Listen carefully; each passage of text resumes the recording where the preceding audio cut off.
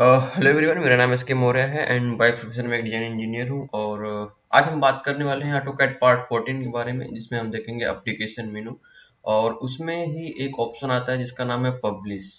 और पब्लिश में एक और भी ऑप्शंस बहुत सारे आ जाते हैं, जिसमें हम देखते हैं send to 3D print service, archive, e transmit and email design views के बारे में। तो आज हमारी जो वीडियो है वो है अर्चिव, ई ट्रांसमिट और ईमेल्स के बारे में है। और हमारी जो पिछली वीडियो थी उसमें हमने देखा था किस तरीके से हम किसी पार्ट को 3D प्रिंट सर्विस में भेज सकते हैं और क्या क्या उसका यूज है। हमने पूरा डिटेल में इंफॉर्मेशन शेयर किया था वहाँ पे। ठीक है, तो ये तीन ऑप्शंस के बारे में हम यहाँ पे बात करेंगे। और उसके बाद आता है सीट सेट मैनेजर, जिसका शॉर्टकट कमांड है SSM। और सीट सेट मैनेजर के थ्रू ही हम इन सब चीज़ों को डिटेल में जान पाएंगे। तो सीट सेट मैनेजर क्या है, ये कैसे काम करता है और इसके थ्रू हमें क्या बेनिफिट मिलते हैं, वो सारी की सारी हम यहाँ पे इस वीडियो में देखेंगे।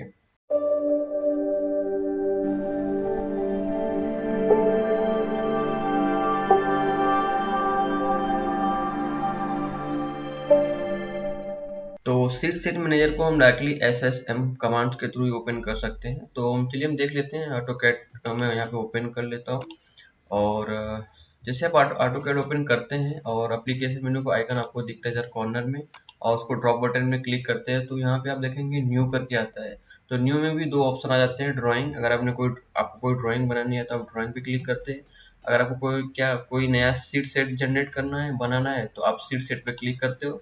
तो आपको इस तरीके से विंडो ओपन होके आ जाती है। तो अभी मैं यहाँ पे इसको कट करता हूँ एंड प्रेस करता हूँ। और अगर आपको कमांड्स के थ्रू ओपन करना है तो SSM कमांड बार में आप टाइप करते हो और यहाँ पे इंटर प्रेस करते हो तो आपको एक विंडो ओपन होकर आती है। यहाँ पे लिखा है ओपन। बट हमको नया सीट सेट जनरेट करना है तो हम न्यू सीट सेट पे क्लिक करते हैं तो सेम विंडो ओपन होकर यहाँ पे आ जाती है जो हमने पिछली बार देखा था। ठीक है, तो इस तरीके से हम दोनों तरीके से हम सीट सेट मैनेजर को यहाँ पे ओपन कर सकते हैं। एंड देखिए फ्रेंड्स, हमें सीट सेट मैनेजर की क्यों जरूरत पड़ी, ई ट्रांसमिट की क्यों जरूरत है, आरचिव की क्यों जरूरत है, उसको जानना बहुत जरूरी है। मान लीजिए आपके पास कोई ड्राइंग है। यहाँ पे एक मैं ड्राइंग ओपन कर लेता हूँ, मॉडल। तो आप यहाँ पे देखेंगे कुछ बड़ी ड्राइंग यहाँ पे आपको दिख रही है। ये है यहाँ पे ड्राइंग जो है, इसमें एक बिल्डिंग है और उस बिल्डिंग का एक व्यू दिखाया हुआ है, फ्रंट व्यू, टॉप व्यू। और इसका हमने अलग अलग लेआउट बना लिया है। ठीक है, लेआउट 2, लेआउट 3, लेआउट 1। हमने यहाँ पे 3 लेआउट बना लिया है क्योंकि हमें इसको प्रिंट करना है। अगर हमें इसको प्रिंट करना है तो हम एक ही बार में इसको अगर प्रिंट करना चाहे तो हम सीधे कंट्रोल पी करेंगे। कंट्रोल पी करते हैं और यहाँ पे विंडो पे गए। विंडो पे जाने के बाद हम यहाँ पे सेलेक्ट कर लेते हैं इसको। और सेलेक्ट करने के बाद हम यहाँ पे इसको ड्राइंग टू PDF कर लेते हैं। Drawing to PDF, centre and preview. तो आप देखेंगे ये बहुत ड्राइंग जो है ना, दिख नहीं रही इसमें क्या लिखा है क्या नहीं लिखा है, वो सब कुछ हमें प्रॉपर तरीके से देख नहीं पा रहे हैं। हम तो प्रिंट तो कर लेंगे बट हम देख नहीं पाएंगे। इसको इसको हमने लेआउट में कन्वर्ट कर लिया। लेआउट में आप देखेंगे तो अलग अलग जो सेक्शन थे, इसको अलग हमने लेआउट में कन्वर्ट किया, इसको अलग लेआउट में किया, इसको अलग लेआउट में किया। तो हम क्या करेंगे, अगर हम किसी को प्रिंट करना चाहे तो आसानी से हम प्रिंट भी कर सकते हैं और पूरा डिटेल वो वहाँ पे देखने को मिल जाएगा कि क्या डायमेंशन है, क्या लिखा है, वो सारी चीजें देखने को मिल जाएंगी।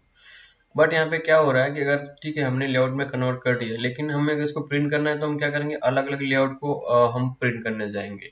तो उस टाइम में क्या होगा कि हमारा टाइम लॉस होगा। अगर हमें किसी को मेल भी करना है तो अलग अलग पीडीएफ को पहले उसका PDF बनाना पड़ेगा, फिर उसको हम सेलेक्ट करेंगे मेल में, तब जाके हम किसी को भेज पाते हैं। तो उसमें क्या होता है, टाइम बहुत लॉस जाता है और मतलब काम जो फास्ट नहीं हो पाता है। तो इस केस में हम यहाँ पे जो पब्लिश है, पब्लिश में आपने देखें ये जो 3 ऑप्शन है इनका यूज करके हम अपने टाइम को सेव कर सकते हैं और काफी इफेक्टिव भी है। तो चलिए हम हमारे पास एक सिंपल ड्राइंग है, उसके थ्रू हम देख लेते हैं किस तरीके से हम सीट सेट का यूज कर रहे हैं। ठीक है, तो हमारे पास एक ड्राइंग है, drawing simple to from customer. और ये ड्राइंग है जिसके में लेआउट्स में है, लेआउट्स 1, लेआउट्स 2, दो लेआउट्स हैं। और ये मॉडल है, मॉडल में आप देखेंगे ये पार्ट लिस्ट करके लिखा है, तो ये लेआउट 2 में मैंने डाला है, और जो पूरी ड्राइंग है उसको मैंने एक लेआउट में डाल के रखा है, ठीक है। और आप देखेंगे ये जो ड्राइंग का लोकेशन है वो है यहाँ पे सेट्स में। सेट्स में आप देखेंगे तो यहाँ पे ड्राइंग सैंपल 2 फ्रॉम कस्टमर करके लिया है। तो ये फोल्डर है जो कि डेस्कटॉप पे सेव है। एंड हमें जो सेव करना है सीड सेट में फाइल बनेगी, हमको उसको सेव करना है, हमको इसमें यहाँ पे सेव करना है। तो सबसे पहले मैं आप इसको डिलीट कर देता हूँ, जो हमारे पुराने जितने भी है उसको मैं यहाँ पे डिलीट कर दिया। तो अभी ये क्या होगा, फोल्डर जो है इम्प्टी हो गया है। ओके, तो अब हम क्या करते हैं, सबसे पहले हम टाइप करेंगे यहाँ पे SSM, कमांड बार में SSM टाइप किया और यहाँ पे हमने किया इंटर। इंटर करते ही आप देखेंगे इस ओपन का ऑप्शन दे रहा है, हमें यहाँ पे न्यू सीट बनाना है, तो यहाँ पे न्यू सीट सेट करेंगे।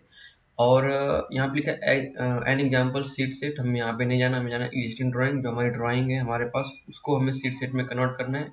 यहाँ पे करेंगे नेक्स्ट। इसके बाद वो नाम पूछ रहा है, तो मैं यहाँ पे उसको डाल देता हूँ सैम्पल फॉर यूट्यूब।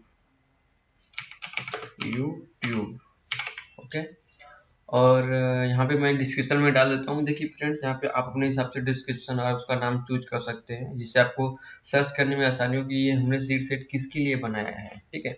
तो मैं यहाँ पे डाल देता हूँ AutoCAD पार्ट 14।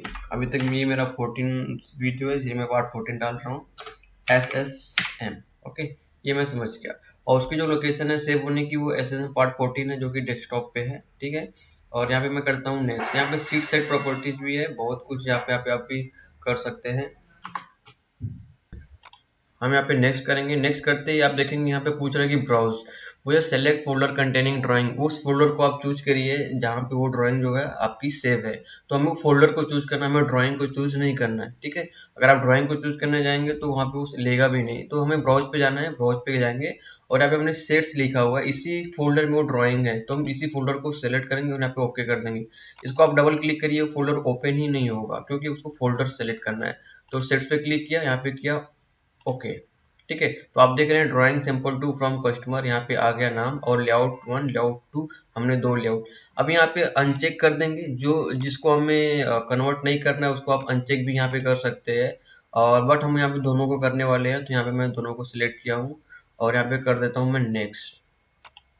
नेक्स्ट करने के बाद आप देखेंगे simple for drawing for YouTube 1 drawing simple 2 from customer layout 1 layout 2 यहाँ पे आ गया है। अगर फ्रेंड्स अगर यहाँ पे कोई ड्राइंग सिलेक्ट नहीं रहेगी तो यहाँ पे ये सारी चीजें आएंगे नहीं, यहाँ पे लिखेगा नो ड्राइंग, मतलब पूरा सेंटेंस रहता है कि आपने कोई ड्राइंग सेलेक्ट नहीं किया है या फिर लेआउट सेलेक्ट नहीं किया है, ठीक है।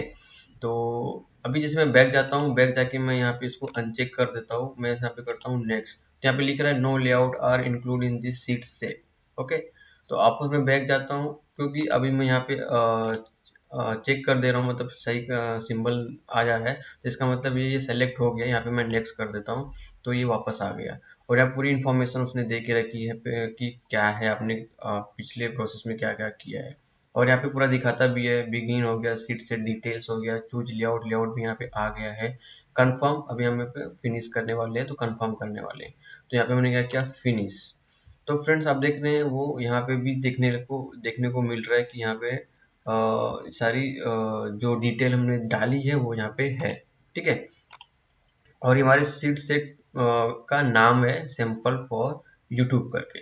ओके, तो अभी फ्रेंड्स मैं यहाँ पे शुरू शुरू में ही बोला था कि हम एक बार में बहुत सारे लेआउट्स को प्रिंट कर सकते हैं, मेल कर सकते हैं ना, ईमेल कर सकते हैं, जिप फाइल में कन्वर्ट कर सकते हैं। तो कैसे करेंगे, तो इसके लिए आपको क्या करना पड़ेगा, जो आपका सीट सेट है ना उसके राइट क्लिक करिए। राइट क्लिक करते ही आप देखेंगे यहाँ पे पब्लिश, जो हम एप्लीकेशन मेनू में देख रहे थे पब्लिश, वो वो ऑप्शन यहाँ पे देने लगा है। और यहाँ पे आप देख रहे हैं ये सारे के सारे जो है यहाँ पे ओपन कर सकते हैं। पब्लिश टू DWF फाइल में भी आप कन्वर्ट कर सकते हो, पब्लिश टू DWFX में कन्वर्ट, PDF में कर सकते हैं, प्लॉटर कर सकते हैं, ठीक है।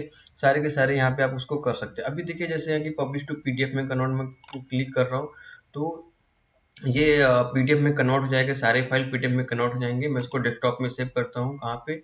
मैं इसको एसएस पार्ट 14 में ही सेव कर लेता हूँ, एक नया फोल्डर बना देता हूँ जिसका नाम मैं रखता हूँ पीडीएफ।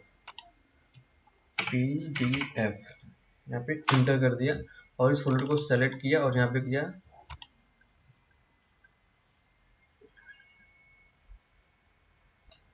अब देख रहे हैं यहाँ पे ये चालू है, थोड़ा टाइम ले रहा है ना। और यहाँ पे मैं क्लोज कर रहा हूँ। अभी जैसे ये कंप्लीट हो जाएगा, यहाँ पे सिंबल नोटिफिकेशन आ जाएगा कि आपका जॉब वर्क जो है कंप्लीट हो चुका है। तो इस तरीके से, और इसको हम जीप फाइल में कन्वर्ट करना चाहे तो जीप फाइल में भी कन्वर्ट कर सकते हैं। आपको क्या करना पड़ेगा, यहाँ पे राइट क्लिक करिए।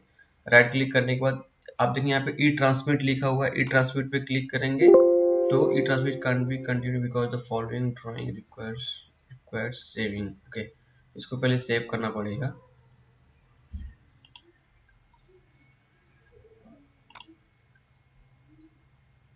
ओके, तो यहाँ पे हम राइट क्लिक करेंगे। देखिए यहाँ पे plot and publish job completed, यहाँ पे कंप्लीट हो चुका है। पहले मैं इसको दिखा देता हूँ, हमने जो पीडीएफ में कन्वर्ट किया है वो हुआ है कि नहीं हुआ है। तो आप देखेंगे किसमें था, एसएम पार्ट 14 में मैंने पीडीएफ किया था। आप देख रहे हैं यहाँ पे पीडीएफ फॉर यूट्यूब करके फाइल का नेम भी आ गया है ना। जैसे आप इसको ओपन करेंगे तो आप देखेंगे सभी जितने भी लेआउट थे वो पीडीएफ में कन्वर्ट हो चुके हैं। देखिए यहाँ पे आ गया और दूसरे लेआउट हमारा ये है। तो अगर आप हमें किसी को भेजना है तो सीधे हम इसको क्या करेंगे, अटैच कर देंगे। प्रिंट करना है तो एक ही बार में ये दोनों पेज प्रिंट हो जाएंगे, काफी अच्छा हो जाता है। ठीक है, तो ये हो गया। एंड सेकंड मैं यहाँ पे दिखा देता हूँ आपको। सबसे पहले मैं इसको सेव कर लेता हूँ, सेव कर लिया। एंड राइट क्लिक करना है, राइट क्लिक ई ट्रांसमिट जाना है। ई ट्रांसमिट में क्लिक करते ही आप देखेंगे यहाँ पे ये आ गया। और इसको जैसे आप यहाँ पे ओके करते हो, ओके, तो से पूछ रहे हैं। यहाँ पे देखिए Z I P file zip file में कन्वर्ट करना है, तो सीधे पीडीएफ में कन्वर्ट करता हूँ, उसको सेव कर देता हूँ पीडीएफ फोल्डर में ही, और इसको मैं सेव कर देता हूँ यहाँ पे। तो सभी के सभी जो थी ना वो जिप फाइल में कन्वर्ट हो चुके हैं, आप देखेंगे। ठीक है, ये सिंपल फॉर यूट्यूब स्टैंडर्ड में आप देखेंगे ये जीप फाइल में कन्वर्ट हो चुका है। और इसको हमें मेल करना है तो हम इसको यहाँ पे मेल भी कर सकते हैं। तो फ्रेंड्स, आपने देखा इस वीडियो में हमने AutoCAD command SSM seed set बनाने के बारे में मैंने पूरी फुल इंफॉर्मेशन शेयर की है। अगर कोई डाउट हो तो आप मुझे मैं जब यूट्यूब पे इसको शेयर करूँगा तो आप मुझे वहाँ पे कमेंट बॉक्स में बता सकते हैं कि कहाँ पे आपको प्रॉब्लम्स आ रही है। ठीक, तो thank you for watching this video. And please हमारे इस चैनल को सब्सक्राइब कर लीजिए और बेल आइकन को जरूर प्रेस कर लीजिएगा, जिससे कि हमारी नेक्स्ट वीडियो जब भी मैं पोस्ट करूं आपको उसका नोटिफिकेशन जरूर मिल जाए। Thank you.